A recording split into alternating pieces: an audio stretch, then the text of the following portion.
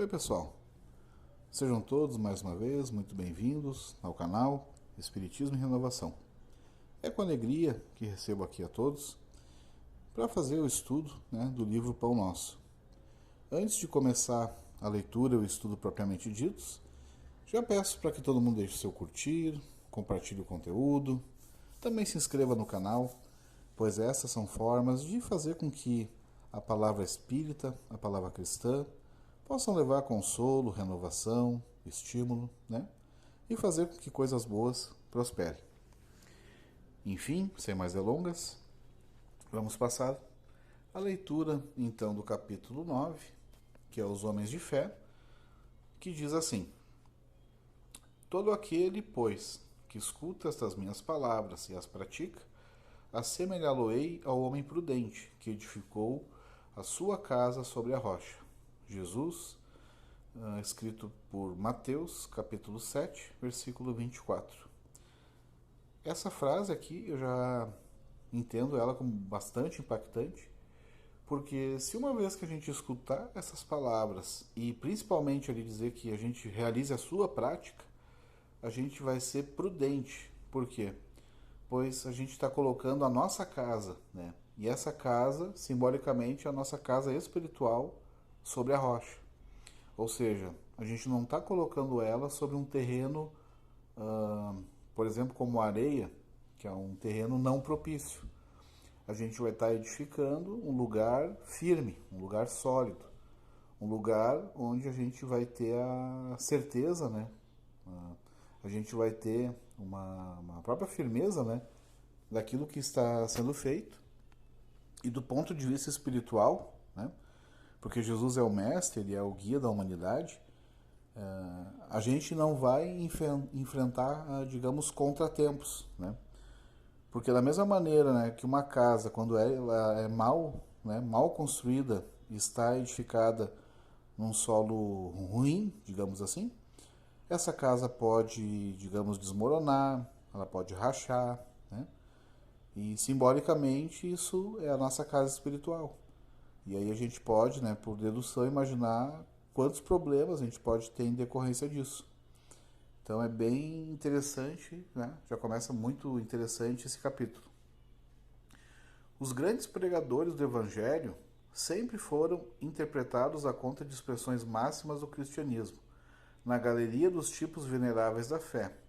Entretanto, isso somente aconteceu quando os instrumentos da verdade, efetivamente, não olvidaram, ou seja, não esqueceram, a vigilância indispensável ao justo testemunho. Então, mais do que a gente falar sobre Evangelho, aqui fala que a gente precisa estar presente e vivenciar aquilo que é dito. Claro, estando todos nós num planeta de provas e expiação, por mais que a gente sinceramente queira fazer as coisas da melhor forma possível, devido às próprias limitações da nossa evolução, muitas vezes a gente não consegue. Mas o importante é justamente isso, de fazer, mais do que apenas falar, é justamente tentar fazer, vivenciar a palavra do Cristo.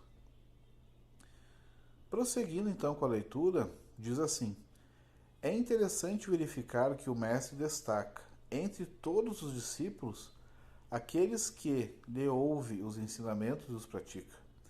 Daí se conclui que os homens de fé não são aqueles apenas palavrosos e entusiastas, mas os que são portadores igualmente da atenção e da boa vontade perante as lições de Jesus, examinando-lhes o conteúdo espiritual para o trabalho de aplicação no esforço diário. Então aqui mais uma vez se faz ênfase a quê? A aplicação. Ou seja, a gente pode, a gente não deve ser apenas palavroso, ou seja, apenas saber de cor e salteado tudo o que a gente estuda, mas a gente precisa, no esforço diário, tentar aplicar, para que a gente tenha a nossa casa sobre a rocha. Porque aqui nessa leitura mesmo, em outras, se diz que do ponto de vista intelectual, alguns trabalhos a gente pode fazer em alguns anos, mas a parte moral demoram-se séculos para a gente de fato solidificar, né? Cristalizar, digamos, de fato interiorizar, seja a humildade, seja a perseverança, seja a caridade, o perdão. Então, por isso que é tão importante essa questão da prática, né? Porque é justamente pela repetição é que a gente vai melhorando, né? Nos campos, né? Seja do conhecimento intelectual, seja no campo da moralidade. Só que com essa peculiaridade, né? Quando é algo, né, relacionado ao entendimento, ao comportamento moral, isso acaba demandando mais tempo, né? Reconforta-nos assinalar que todas as criaturas em serviço no campo evangélico seguirão para as maravilhas interiores da fé. Todavia, cabe-nos salientar, em todos os tempos, o subido valor dos homens moderados que, registrando os ensinos e avisos da Boa Nova, cuidam desvelados da solução de todos os problemas do dia ou da ocasião, sem permitir que suas edificações individuais se processem longe das bases cristãs imprescindíveis. Ou seja, é indispensável que a gente não edifique, né? Ou seja, que a gente não construa nada longe das bases cristãs. Porque uma vez que a gente não tenha princípios sólidos, né? E por isso que Jesus, ele é o guia, porque ele mostra o caminho, né? E ele mesmo, ele aceitou o título de mestre, por quê? Porque ele realmente sabe, né? Então, sem falsa modéstia, ele sabe que percorreu toda a escala espiritual, né? Toda a evolução espiritual, né? E por isso que ele se vê e de fato mostra aquilo que é indispensável para que a gente não tenha problemas na nossa casa espiritual. Porque daqui a pouco, se a gente permite que o orgulho, que o egoísmo, se a gente permite que essas mazelas, que infelizmente todos temos, se a gente dê preferência a isso do que aos valores cristãos, isso necessariamente vai acabar trazendo alguma consequência. Porque é da lei, né? Da lei de ação e de reação. Uma vez que eu faço algo, haverá alguma consequência, né? Ou seja, é aquele velho axioma, né? Tudo que se planta, a gente em algum momento a gente colhe, né? E se a gente for sábio, o que diz aqui as palavras do texto, se a gente for prudente, a gente escuta e tenta praticar essas palavras. Porque, por exemplo, se a gente dá mais valor para o dinheiro, né, do que, por exemplo, do que para a honestidade, né? Ou seja, a gente não se incomoda, né, daqui a pouco de enriquecer sendo desonesto, né?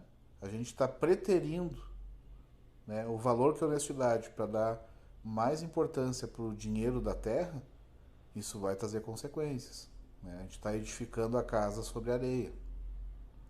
Se eu não sou verdadeiro, né, se eu não falo a verdade, né, assim, enfim, se eu tento utilizar, né, de meios ilícitos, se eu tento escapar, né, digamos, das leis humanas, qualquer coisa nesse sentido, né, que a gente não siga, né, o bom exemplo do Cristo. Aí tem várias e várias parábolas que a gente poderia analisar, né, sobre a questão do perdão, né, sobre a questão, enfim, da importância do trabalho, né, de não condenar, de sermos caridosos. Enfim, tem tantas coisas que a gente poderia falar. Se a gente não fazer, não observar essas palavras do Cristo, em algum momento a nossa casa espiritual ela vai ter algum desmoronamento. E aí, né, infelizmente, ou felizmente, dependendo de como se analisa, a gente vai ser convidado a reestruturar essa residência, né? Mas para que a gente não tenha trabalho dobrado, né? Ou seja, a gente se permitir por caminhos trevosos, para depois ter que fazer uma retomada e ir para o caminho do bem, para o caminho da luz, né? Para o caminho, né, da retidão moral, da justiça, do amor, da caridade. Para que isso não seja necessário, é inteligente, né? E também é uma questão de fazer o certo por princípio. É importante que a gente avalie as palavras do Cristo e principalmente as pratique.